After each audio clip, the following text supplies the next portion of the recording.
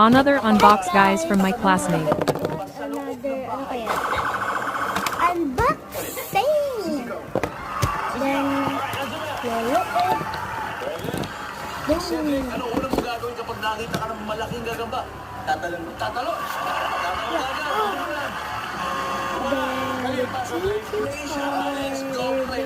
Ako ay tatakbo. Tatakbo! ay, di ko pala ako Siguro, nakapwede. masama pa yung ganun papatayin. Gagamba sa ating ecosystem. Di ba? Anthony, ano ang una mong gagawin kapag nakakita ka ng malaking gagamba sa loob ng bahay? Huhulihin. Nandiyan mo huhulihin. Khalil, ang una mong gagawin kapag nakakita ka ng malaking gagamba sa loob ng iyong bahay? Iiyak na lang. Iiyak na lang. Nandiyan ba iiyak na lang? Wala. Rita, ano ba? Kung huli nga, lalaroin. Pag-iwan ko na lang. Malaking gagamba sa loob. Ganda! Wow. Sa dilim, eto na. Sino ba sa inyo ang gustong magkaroon ng... Wait lang, wag mo munang scroll. Meron pa akong aanda. From Davao!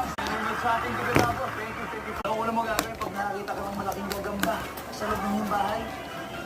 Bubugawin. Ano? Yes! Pwede mo ihipan? No! No! Tingnan natin. Okay na. Pero wag mo pa rin i-scroll. Papainggit ka tayo. Joke lang, hindi tayo magpapainggit. Punasan man kayo, nasa sasakyan. Gusto niyo uminom? Chance po kayo manalo ng Hindi. 20,000 pesos sa ating unang guest to bonus. This answer is simple question.